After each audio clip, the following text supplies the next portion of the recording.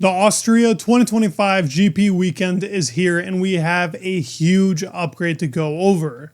It's kind of a season-defining upgrade for the team in red, and there are some other upgrades that have been brought here that will be crucial for other teams for the rest of 2025. Austria is going to be a bit of a pit stop. Silverstone will see even more updates with us to go over, but today we got quite the big one to go over, all the rear wings, and in general how it could shape up their season. If you're new here, please go ahead and subscribe. It would mean the world to me. Also, check out the website. You guys got about 2 days to put in your submissions. Win the prizes. If you're participating continuously, it helps you out. So go ahead, put in your predictions on unchainedmediainc.com, and let's get started with the rear wings coming here into Austria. Looking at the top 4 teams, McLaren, Red Bull, Mercedes, and Ferrari. Per usual, Albert Fabrega gets these amazing pictures of the rear wings on the car. McLaren is using something we have seen before. It's their medium to low downforce rear wing. Has a big dip in that lower spoon section, and the car's really only problem, if you can really give it that, is that it is a bit draggy in comparison to the rest of the top 4 and lacks that overall straight line speed.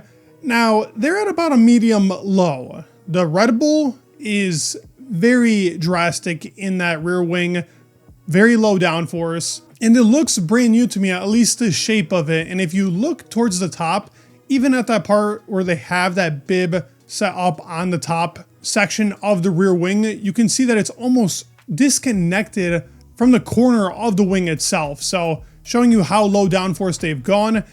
If they have enough downforce going through the middle of the car, really through the floor, then I can see them going for something like this. I always expected lower downforce rear wings here in Austria just because of the straights.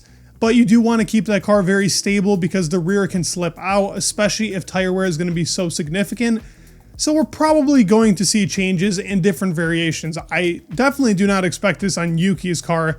Maybe Max will run a lower downforce rear wing like this, and they do have some updates as well. Looking at Mercedes, they're running a little bit lower downforce than they typically do. I would still signify this as pretty much on the same level of that of the McLaren. Low downforce, and you got medium on these two. Ferrari, per usual, rocking the same rear wing they pretty much rock throughout the whole season, which is that medium downforce.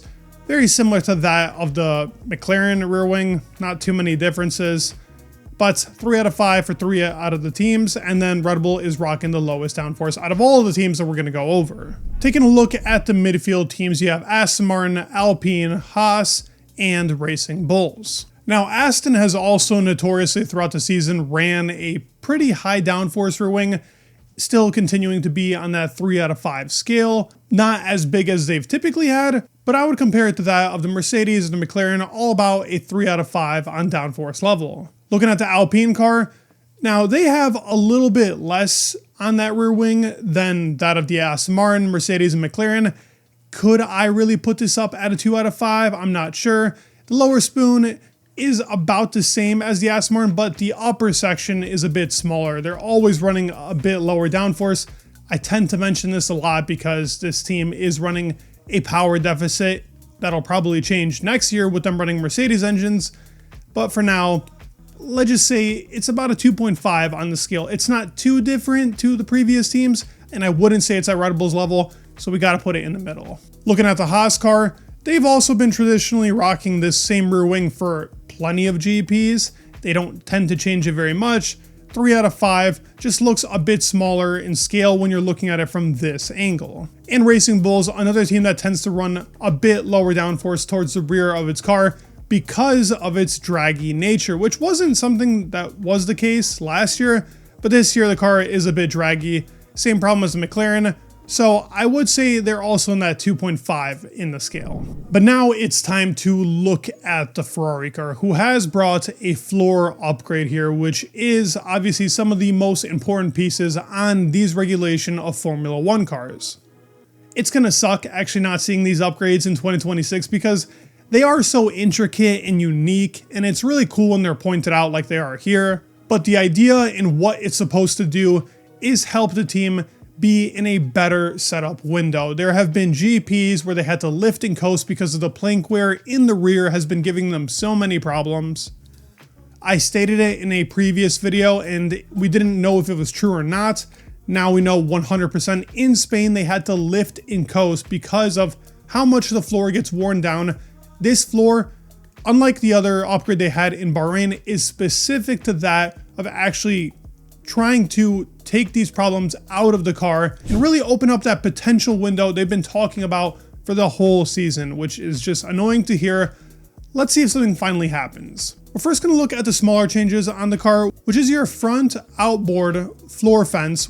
With a smaller inlet size, it's a very small change to the car and really nothing too significant for the eye to see. Looking at the floor edge wing now, this at first glance, looking at it, you probably wouldn't be able to tell that they actually changed something, but it is a larger surface and side outwash wing at the front. And we have seen a lot of variation here. If you look at the Mercedes car and you compare it to that of the Ferrari, it's like a night and day difference, but that all depends on what's going on under the car.